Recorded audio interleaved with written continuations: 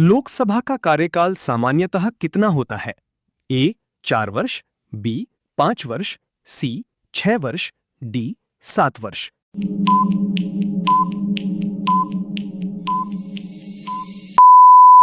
Answer B. Rajya Sabha के सदस्यों का कार्यकाल कितना होता है?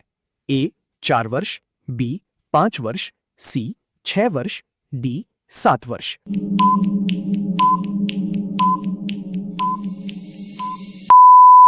Answer C. भारत का महान्यायवादी किसके द्वारा नियुक्त किया जाता है? ए प्रधानमंत्री, बी संसद, सी राष्ट्रपति, डी सर्वोच्च न्यायालय।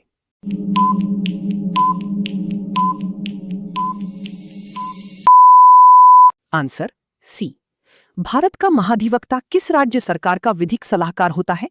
ए केंद्र सरकार, बी राज्य सरकार, सी संसद, डी न्यायपालिका।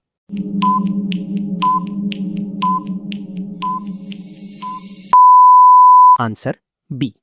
राज्यसभा का पदेन सभापति कौन होता है? ए राष्ट्रपति, बी प्रधानमंत्री, सी उपराष्ट्रपति, डी लोकसभा अध्यक्ष।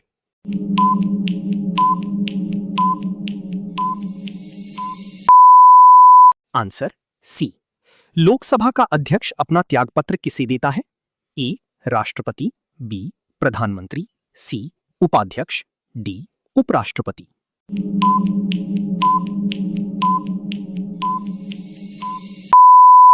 Answer C.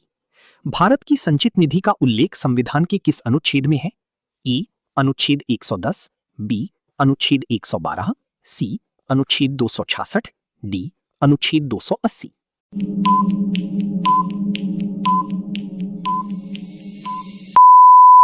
Answer C. धन विधेयक सबसे पहले किस सदन में प्रस्तुत किया जाता है? ए राज्यसभा, बी लोकसभा, सी किसी भी सदन में, डी राष्ट्रपति के पास।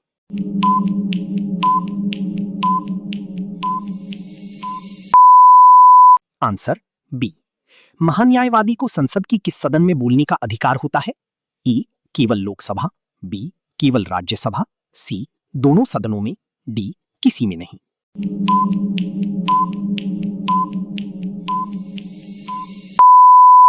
Answer C. राज्यसभा के लिए न्यूनतम आयु कितनी निर्धारित है? ए 25 वर्ष, बी 30 वर्ष, सी 35 वर्ष, डी 40 वर्ष।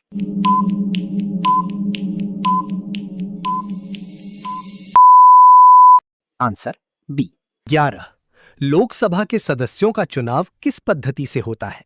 ए आनुपातिक प्रतिनिधित्व, बी अप्रत्यक्ष चुनाव, सी प्रत्यक्ष चुनाव, डी मनोनयन।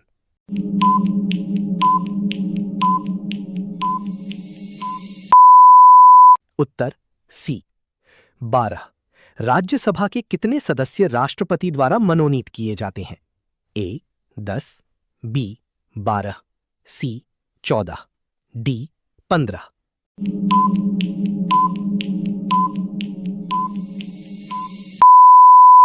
उत्तर बी 13। भारत का महान्यायवादी बनने के लिए किस पद की योग्यता आवश्यक होती है? ए राज्यसभा सदस्य, बी लोकसभा सदस्य, सी सर्वोच्च न्यायालय के न्यायाधीश की योग्यता, डी उच्च न्यायालय के न्यायाधीश की योग्यता।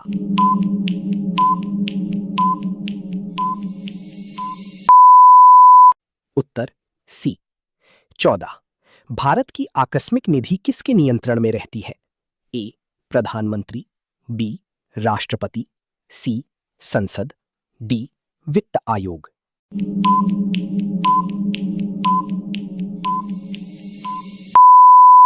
उत्तर बी।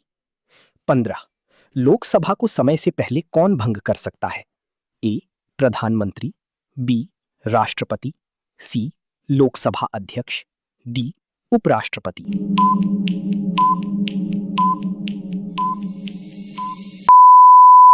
उत्तर बी।